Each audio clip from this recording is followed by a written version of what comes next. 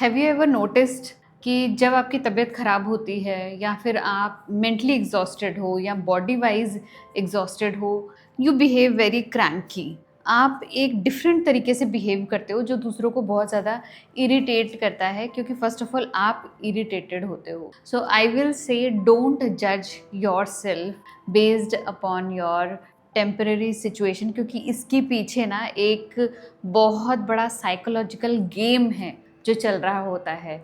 आपकी कुछ शैडोज़ हैं जो इसके पीछे अपना पार्ट प्ले कर रही होती है। तो आप उस समय वो नहीं होते हो जो आप उस समय दिखा रहे होते हो या वो उस समय बन जाते हो। आप एक डिफरेंट पर्सनालिटी ज़रूर दिखते हो, बट आप वो इन रियलिटी हो नहीं। That is very very temporary situation जिसमें आप वैसा बिहेव कर रहे हो। Hi guys, thank you for stopping by. Thank you for stepping into your own healing process, because we human being, we co-create, we cooperate, we co-regulate with each other. हमारी healing का इस humanity पर effect पड़ता है. So keep on doing your inner work. And क्यों effect पड़ता है? Because we all are energetically interconnected with each other. Energy wise हम एक दूसरे से बहुत deeply connected हैं.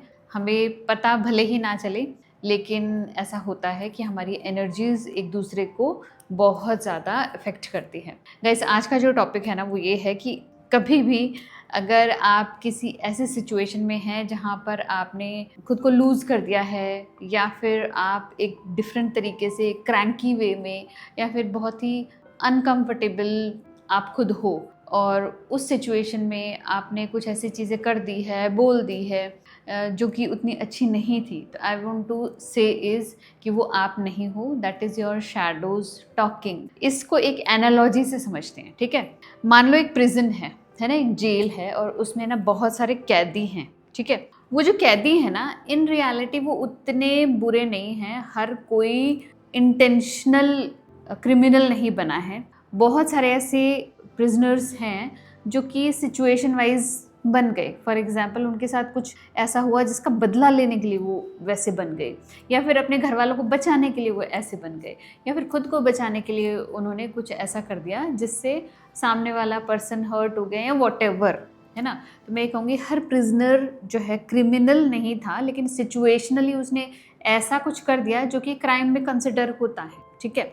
तो ऐसे बहुत सारे प्रिजनर्स हैं, क्योंकि एक लॉ फॉलो किया जाता है तो उनको जेल में डाल दिया गया। अब उस जेल के जो गार्ड्स हैं वो उनको कंप्लीटली गार्ड करते हैं, ठीक है। व्हाट इफ़ एक बार ऐसा हो जाता है कि भाई वो जो गार्ड्स हैं वो बहुत थक गए हैं, या बीमार हैं, या उनके अंदर उतनी स्ट्रेंथ नहीं है, और वो उस जेल को गार्ड नहीं कर पाए, उन्होंने प्रॉपर उस जेल का ध्यान नहीं रखा, तो क्या होगा, वो कैदी बाहर आ जाएंगे, क्योंकि दे नो कि भाई गार्ड बीमार है या they are not available, there are chances, हमें एक चांस मिल गया है जहाँ पर हम बाहर निकल सकते हैं ना, तो वो बाहर आ सकते हैं। ऐसा ही कुछ हमारे साथ है। हमारी इस बॉडी में ना बहुत सारी शैडोज़ बन जाती हैं और रहती हैं। शैडोज़ कैसे बनती है? अगर आप मेरा चैनल देख रहे हो, मेरे कंटेंट देख रहे हो, तो you know very well, shadows आपके एक्सपीरियंसेस में, ट्रॉमेटिक एक्सपीरियंसेस में, सप्रेस्ड इमोशंस की वजह से, आपके लिमिटिंग बिलीफ सिस्टम्स की वजह से, आपकी रॉन्ग प्रोग्रामिंग की वजह से, जहाँ पर कहा जाता है ये गलत है और ये सही है, तो जो भी गलत है, जो भी रिजेक्टेड है, चाहे आपने अपने इमोशंस को सप्रेस किया हो, अपनी फीलिंग को सप्रेस किया हो, आपने अपने ड्रीम्स को, अपनी इच्छाओं को, किसी भी क्वालिटी को, जो कुछ भी आपने खुद सप्रेस किया है, या आपकी सोसाइटी की वजह से आपने सप्रेस किया है, या अपनी सिचुएशन की वजह से सप्रेस किया है, सब कुछ जो भी सप्रेस्ड है ना, आपके अंदर कहीं ना कहीं भरा पड़ा है, छुपा बैठा है, ठीक है। उन प्रिजनर्स की तरह उनको बंद किया गया है आपके माइंड द्वारा, ताकि आप वो चीज़ ना दिखाओ, क्योंकि उनको अंदर डालने का एक कारण था ना कि ये इमोशन, ये क्वालिटी अच्छी नहीं है, इसलिए ऐसा बिहेव मत करो, नहीं करना चाहिए, सोशली अच्छा नहीं होता, गुस्सा मत करो, सप्रेस, है ना। आर्टिस्ट मत बनो, सप्रेस्ड। डांसर बनने की ज़रूरत नहीं है, सप्रेस्ड। जोर से गाना मत गाओ, सप्रेस्ड। जोर से मत हंसो, सप्रेस्ड। तुम्हारे दांत गंदे हैं, सप्रेस्ड। तुम्हारा फेस ऐसा है, suppressed. You are dark, this that.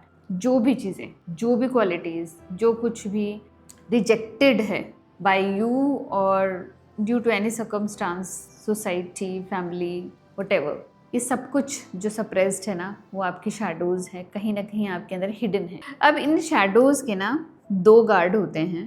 पहला होता है माइंड, ठीक है, दूसरा होता है बॉडी। अब ये जो 2 गार्ड है ना, ये इन शैडोज़ को सप्रेस करके रखते हैं, ठीक है।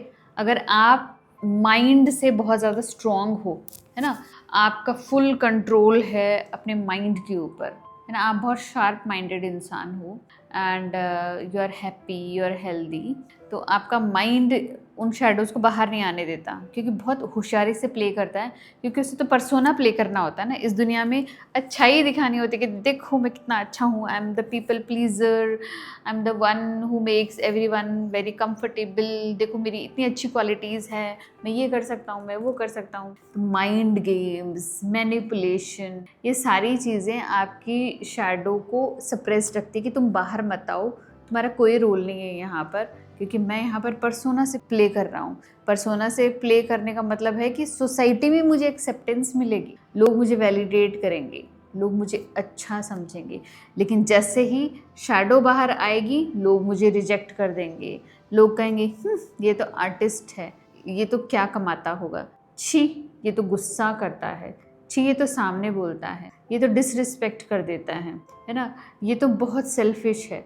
तो तुम सब छुपे रहो यहाँ पर, क्योंकि तुम्हारा कोई काम नहीं है, तुम्हारी वजह से इसको रिजेक्शन मिलेगा, इसलिए यू स्टे हिडन, तुम छुपे रहो यहाँ पर, मुझे प्ले करने दो। तो माइंड जब आपका एकदम हेल्दी होता है ना, तो वो ये सारी चीज़ें करता है ताकि आप पर्सोना वाइज बहुत अच्छे दिखो। सेकेंडली है आपकी बॉडी। अब ये जो बॉडी है ना, अगर ये हेल्दी है, इल नहीं है, ठीक है, तब तो ये आपकी शैडोज़ को हाइड कर पाएगी। लेकिन जब ये हेल्दी नहीं है, यू आर एग्जॉस्टेड, ठीक है, यू आर इल, कुछ हो गया है आपकी बॉडी में जो कि बहुत बहुत इरिटेशन आपकी बॉडी फील कर रही है, डिसरेगुलेटेड है, तो आपकी इस वीकनेस की वजह से, बॉडी की वीकनेस की वजह से ये शैडो बाहर आती है। अब इसको एग्जाम्पल से समझते हैं। एक पर्सनल एग्जाम्पल देना चाहूँगी, रीसेंट एग्जाम्पल है ये। मैंने इससे पहले बहुत कम अपने अंदर नोटिस किया था, but this was the first time जब मैंने इतना ज़्यादा मतलब इसको अपने अंदर देखा एंड आई फेल्ट बैड। मैं बताती हूँ क्यों। एक्चुअली जब भी मुझे पीरियड्स आते हैं, तो पीरियड से जस्ट 1 वीक पहले के सिचुएशन में मैं बहुत क्रैंकी हो जाती हूँ। मुझे हर छोटी छोटी चीज़ है ना बहुत बड़ी लगने लग जाती है। लाइक कोई आवाज़ है तो मुझे बहुत तेज़ आवाज़ आने लग जाती है ना, थोड़ा ठंडा है तो मुझे बहुत ठंडा लगता है, थोड़ा गर्म है तो मुझे बहुत गर्म लगता है ना, किसी का मिसबिहेव मैं बहुत ईजिली पकड़ पाती हूँ, है ना। तो हुआ क्या मेरे ऑफिस में कि मेरे पीरियड्स का वो वाला टाइम चल रहा था, मतलब 1 वीक पहले का टाइम चल रहा था, एंड मेरे ऑफिस वालों ने कुछ ऐसा हुआ ऑफिस के एम्प्लॉयज़ के साथ मेरा, जहाँ पर I didn't feel that good with them, and मैंने उनको बहुत असर्टिवली कुछ ऐसा बोल दिया। ऐसा ना बैक टू बैक 3 इंसिडेंट्स हो गए एक ही दिन में, and everybody started saying that आज आप गुस्से में आए हो क्या घर से, क्या आप लड़के आए हो क्या घर से, आज आप इतना गुस्सा क्यों। देन आई सेड कि गुस्सा तो मैं इसलिए हूँ क्योंकि आप लोगों ने ये नहीं किया और वो नहीं किया, ऐसा करना चाहिए था आपको, वैसा करना चाहिए था, this is not the way जिससे आप ऐसा करो। देन उस टाइम तो चलो वो सिचुएशन निकल गई। Then I came home and I discuss this thing with my husband. I said कि यार आज 3 ऐसे इंसिडेंट्स हो गए 3 अलग अलग लोगों के साथ कि मैंने ना उन्हें बहुत ज़ोर से डांट दिया, एंड उन्होंने भी ट्रिगर होकर मुझे ये बोला कि क्या गुस्से में आए हो क्या, आज आप ऐसे बिहेव क्यों कर रहे हो आज। Then my husband made me sit and he said कि honey you are not like this, आप तो बड़ी से बड़ी चीज़ को बहुत ईजी में ले लेते हो, तो ये जो कुछ हुआ ना ये तो कोई बहुत बड़ी बात नहीं हुई थी, but I can understand you are not अभी हैप्पी और हेल्दी नहीं लग रहे हो, आई थिंक आपके जो पीरियड्स है ना वो करीब है। एंड सडनली आई नोटिस्ड कि यस, इस चीज़ का एक डिस्कम्फर्ट चल रहा था बॉडी के अंदर ना, बॉडी बहुत ज़्यादा मतलब एक कर रही थी बुरी तरीके से, हेडेक हो रहा था, बॉडी में एक हो रहा था, and I was like trying my best to hold everything together, and जिससे ये सिचुएशन हो गई। तो जब भी आप ये देखोगे कि आपकी बॉडी इज़ नॉट कंफर्टेबल, आप कुछ ऐसा बिहेव करते हो जो कि यूजुअली आप नहीं होते हो, ठीक है। Second example I would to say is, have you ever notice बीमार लोगों को, डिसईज्ड लोगों को जो लंबे समय तक डिसईज्ड हैं, वो भी ऐसे ही बिहेव करते हैं, लाइक कुछ भी बोलते हैं, they take things for granted, है ना, they don't show any respect जो भी उनके लिए हेल्प काम कर रहा है वगैरह वगैरह। तो third example I want to share is aged लोग। जितने भी एजेड लोग होते हैं ना, बड़े क्रैंकी हो जाते हैं टाइम के अनुसार ना, उनको अपने हिसाब से ही चीज़ें चाहिए होती है, नहीं तो they will throw tantrums and all, क्योंकि एज वी एज हमारी बॉडी जो एज अ गार्ड कमज़ोर पड़ती जाती है, हमारा माइंड एज अ गार्ड कमज़ोर पड़ता जाता है।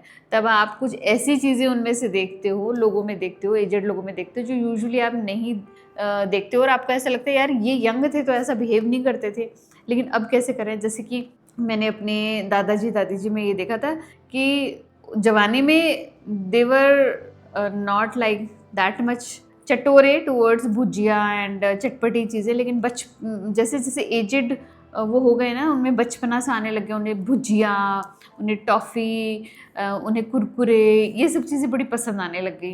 एंड कुछ भी बोलते हैं, कैसे भी लोगों को ट्रीट करते हैं।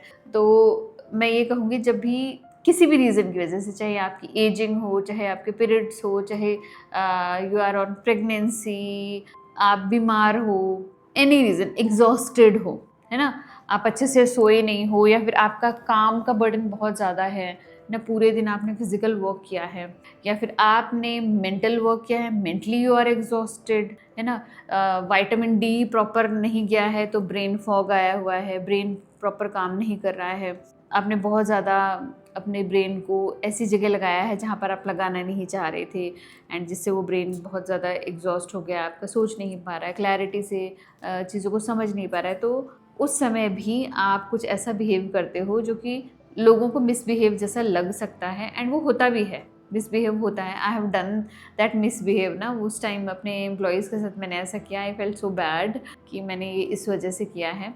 तो आई विल से कि टेम्पररी सिचुएशंस जब भी ऐसी होती हैं जहाँ पर आपका माइंड और आपका body they are not like comfortable, है ना, वो हेल्दी नहीं है, don't trust yourself because that is not who you are. Usually I am not like that, I don't misbehave with people, but वो मुझसे हो गया, एंड बड़ा बुरा लगा मुझे इस चीज़ का।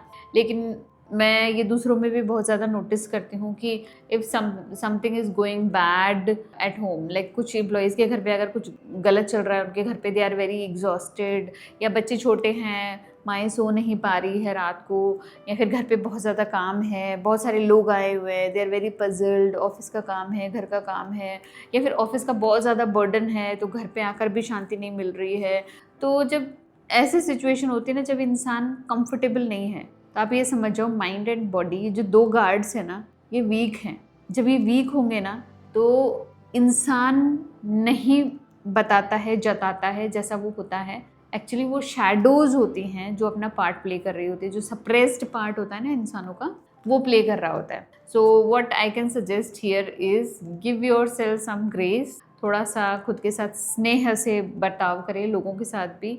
ये समझे कि कुछ गलत चल रहा होगा घर पे, या सिचुएशन ऐसी रही होगी जहाँ पर they are not able to like take care of themselves, या खुद के साथ भी आप बहुत अच्छे से पेश आ सकते हैं कि this is not who I am. Usually मैं ऐसा नहीं करती हूँ, sometimes it happens, and it happens due to some reason जो मुझे भी नहीं पता था। I will try to cope up with the situation. अगर मैं किसी को इरिटेट कर रही हूँ या किसी को परेशान कर रही हूँ, तो I should take a break from people, I can rest, I can sleep, so that I can rejuvenate, है ना। तो this is what I wanted to say, take care of your mind, take care of your body, because ये दोनों ही बहुत ज़्यादा guard करते हैं आपके शैडोज़ को। आई होप आज का वीडियो आपको पसंद आया। अगर पसंद आया तो प्लीज़ मेरे चैनल को सब्सक्राइब कीजिएगा, लाइक कीजिएगा। मिलते हैं ऐसे इंटरेस्टिंग वीडियो में, तब तक के लिए बाय।